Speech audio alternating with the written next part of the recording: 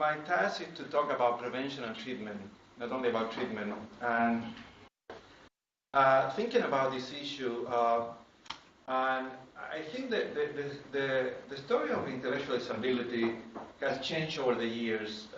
At the personal level, my career is almost a reflection of what happened with intellectual disability and autism.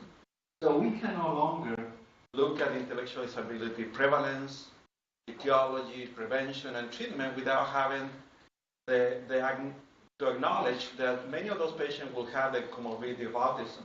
And the statistics, public health, and others are going to be perhaps reflecting that. This is a study done by one of my good colleagues, actually one of the leaders in the area of epidemiology of intellectual disability, and also a leading Red researcher, Helen Yonner. And Western Australia has become sort of the model to do epidemiology of developmental disability study. And this is to show you, I'm sorry it's not that clear, that this is severe intellectual disability and this is mild to moderate. And in terms of prevention and treatment, I think that is a good division. Whether you have the cutoff at 35 IQ or 50, I think that doesn't make a huge difference. But you will see that the environmental etiologies tend to be concentrated in those with the milder or moderate forms of intellectual disability. And these are patients who were followed for a longer time, for more than 20 years. This is another follow-up. It's a little bit confusing. But to show you those that have a known cause is only this fraction. This represents the total fraction of the unknown cause of intellectual disability in the mild to moderate range. And the green line represents the severe intellectual disability. Introduced here in the mix are those with the comorbidity of autism. So we still have a long way to go. Despite the optimistic view of the previous speakers, we have a lot to know, not only about genetic cause of intellectual disability, but also about environmental causes. And part of the problem is that definitions matter. And I have to tell you that these are the early consequences of DSM-5.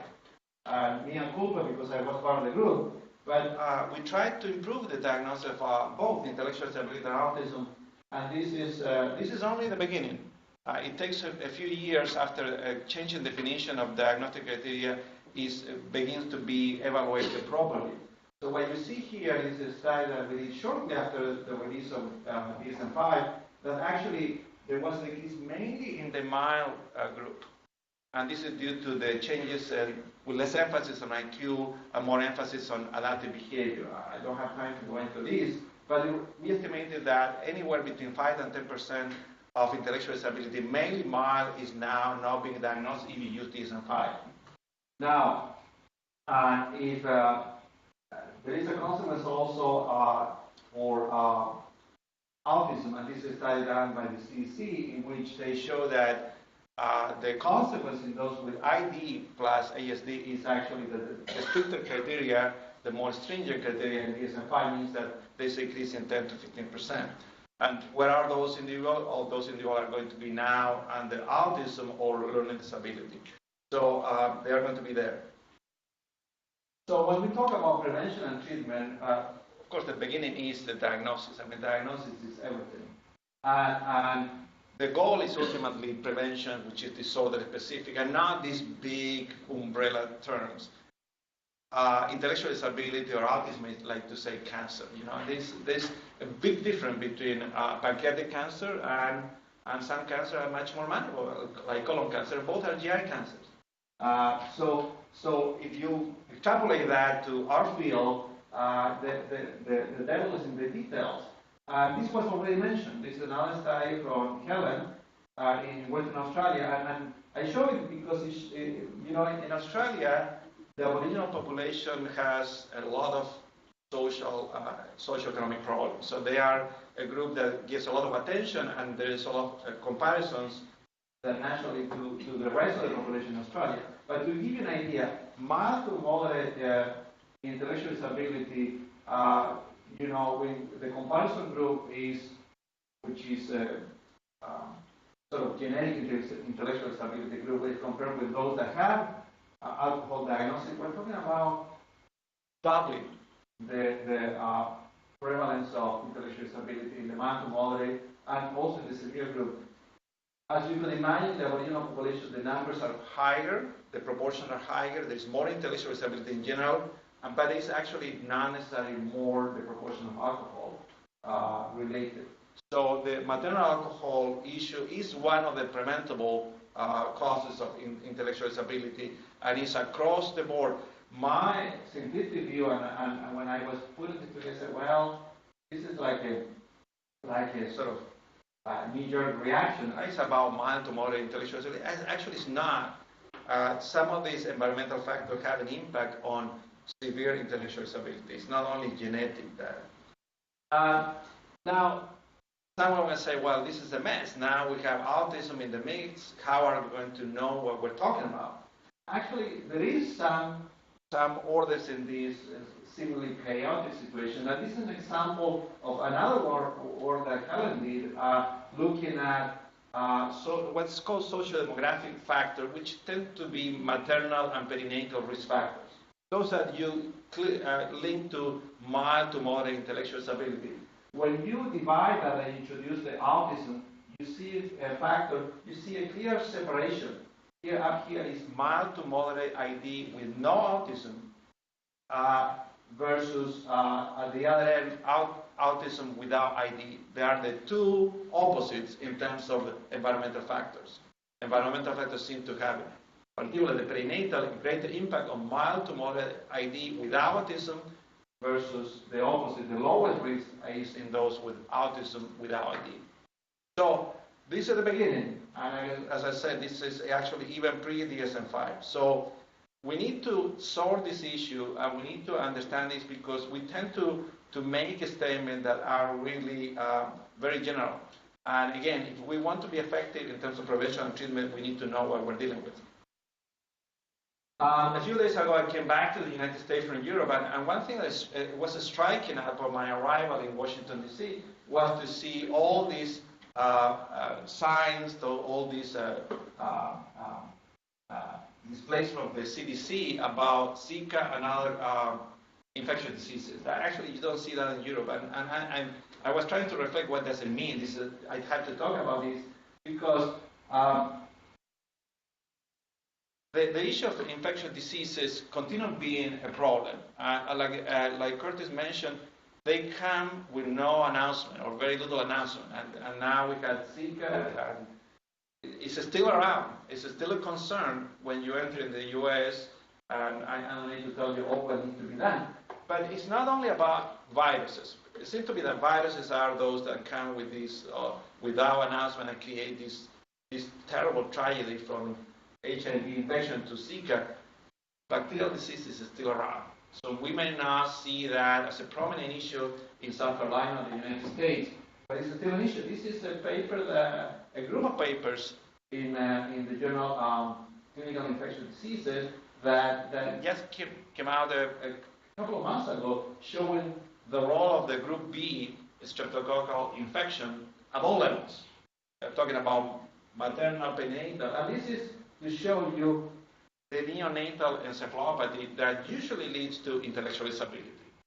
So I'm not going to get into detail, but we haven't conquered bacterial infections. And I think that we need to keep in mind that viruses are not the only preventable cause of intellectual disability. And this is a slide from this study has been mentioned in the previous talks. And this study down here at this institution back in the 90s. And I think the picture hasn't changed much. Probably there's more fine detail about the subgroups of genetic etiologies. Of course, all this, I was talking to Roger just that this is 10 years before the term the CMV was coined or came in the literature in 2006. So things have changed, but the big picture in terms of proportion and the categories of etiology is what is there. So that's the complexity. And you could imagine with this such a heterogeneous and complex relationship between genetics and environmental factors, and both mild, moderate, versus severe intellectual disability, the task is to some extent overwhelming. So what are we doing in terms of prevention? Well, the ultimate goal is to be disorder specific, and I think the easiest has been in those syndromic causes of intellectual disability in which we accumulated a tremendous amount of knowledge in relative terms, and we can generate guidelines for management, both for prevention and treatment. And when I mean prevention, I'm talking about not primary prevention of the disorder, but secondary prevention. So is about severe ID, but not only about severe ID, and all type of preventions. I mean, I think that we start with the obvious things that have been mentioned before: genetic counseling and prenatal diagnosis. And there are some interesting twists to the story. With imaging now, we know that this cardiac malformation, the rhabdomyoma, that are so distinct of tuberous sclerosis that you can make the prenatal diagnosis with that ultrasound finding. The question is, what do you do with that information? If you get that information after the child is born, actually there are data showing that what you can do is to prevent more severe intellectual disability by treating the patient before seizures develop. Vigabatrin is the antiepileptic medication that's typically used, but actually even treatment with the old drugs like valproate makes a big difference, because if you treat prior to seizure begin, you have an outcome is about 17% severe intellectual disability, but if you wait until after seizure begin, that is twice, 36% severe, and you can imagine similar proportion of mild and moderate intellectual disability. So it makes a difference, and you can prevent even after the child is born. This type of information that is emerging is very disorder specific.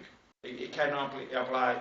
I deal with the issue of, particularly in other countries in Europe, children with Rett syndrome are being treated because they have spikes on the EEG without clinical seizure with valproate, which is a very nasty drug, and there's no clear difference in outcomes. So very different from tuberous sclerosis. So the devil is in the details, and is disorder specific, and this is the reason why in the field of intellectual disability it's so important to have specialized clinics. I think that one of the big challenges, I mentioned CMVs, and I was a little bit surprised that my geneticist colleagues didn't mention it, but CMVs have been an issue because CMVs, de novo COVID number variation, are a big problem in the neuropsychiatric field. And the fact that they are de novo is a big problem. And this is an article, one of the many articles about management, what they call management of CMV, and it contrasts with what is prenatal diagnosis versus diagnosis of aneuploidies. But I think that I put it there as a placeholder to talk about this, because CMVs, as long as we have these events that we cannot predict, and we don't know many times the significance of the genetic test, I'm extrapolating to interpretation of variants of unknown significance, we have a big problem. And this article and many raised the issue. I think there's a lot more to know. We want to be very effective with prevention. We want to prevent the disorder, or to prevent the intellectual disability with the disorder. As I mentioned, in tuberous sclerosis is a good example in which you can do that. Unfortunately, there are not that many examples. So we continue being symptom specific in terms of prevention. And by that means that we use these guidelines to anticipate potential problems. The American Academy of Pediatrics, the section on genetics, has issued several of these. You probably know the Down syndrome also. These are the Fragile X. But all of them tell you what to do at which age to prevent major problems or to ameliorate the problems. I mean, we know that young children with Fragile X have a tendency to have recurrent ear infection, so you can take some action about that. And those are very practical things to know, and this is a sort of secondary prevention of complications. And there are actually now very specific guidelines in those disorders that are much more common, like Down syndrome, in which we have guidelines only or sort of general recommendation, maybe not proper guidelines about very specific issues like obesity in Down syndrome. So we have become very, very sophisticated about some conditions and some symptoms. Now, the other area that is common to intellectual disability are behavioral problems, and I think that there is a lot of experience with using off-label psychoactive medication. This is a recent paper that raises the issue about all these drugs. But I think the main concern is that we even with the wide use, we don't have a strategy. Certainly not that one can be applied universally to intellectual disability, because there are big differences between treating a patient with Down syndrome and aggressive behavior, which is rare, and one with Fragile X and aggressive behavior. So there have been publications with concern about having some type of systematic way to approach this. And one thing that we have learned, for instance, is that aripiprazole, Abilify, is extraordinarily effective in Fragile X. And for that reason, at this point, no other atypical neuroleptic is used at first line. While in Down syndrome, it doesn't really matter. The only reason for using aripiprazole is because perhaps they tend to produce less of metabolic issues than risperidone, another atypical neuroleptic. So there are specific situations in terms of a specific syndrome, and we don't know why aripiprazole is so effective in Fragile X. Most likely because it has much more serotonergic effect, and individuals with Fragile X tend to have anxiety. So, despite what the introduction, the kind of introduction by Mike, I have only 2 slides about new treatments, which is what I spend most of my time, because the reality is that there's a lot going on, but not much to show for. And in Fragile X, I put 2 examples of disorder that have a substantial number of new drugs coming from the preclinical to the clinical area, and you cannot see this, but it's not worth seeing, because none of the trials really have been technically, according to FDA regulations, a trial that has been positive, particularly referring to the phase 3 trial that lead to the approval of the drug. You can argue that aripiprazole perhaps was effective in the pediatric population. We published this recently, but because it was a different outcome measure than what had been proposed to the FDA, technically the FDA said this is a negative trial. In Rett syndrome, I think we're enjoying a good time. Now everything is going so well. A lot of trials in Rett syndrome, some positive, particularly trofinetide, the second phase 2 trofinetide trial. But when you have been around for some time, you tend to become more cautious and a little bit more less enthusiastic until you see where things go. So we are in a very unique position in Rett syndrome to have perhaps the first phase 3 trial in neurodevelopmental disorder that is going to be positive and is going to lead to the approval of the drug. But we still continue having a problem, and that seems to be everyone acknowledges, but very little is being done. It's like the weather, right? Everyone complains, but nobody does anything around. That's outcome measures. Outcome measures continue being a problem, and it's not trivial. It takes 2 to 3 years at least to develop a good outcome measure, depending on the complexity. And without that, we cannot detect the response to the positive response in terms of what we call efficacy of a particular drug. And this is a big problem, because I think we have dismissed a number of drugs that had the potential because we didn't detect the positive effect. And part of the issue is that our measure had to be very sensitive, since we had to go very slowly, very cautiously, because the number 1 rule with any new treatment is not to cause harm. That means that safety is number 1, efficacy number 2. So we have to have very sensitive measures to take a signal. And of course, industry gets discouraged very easily.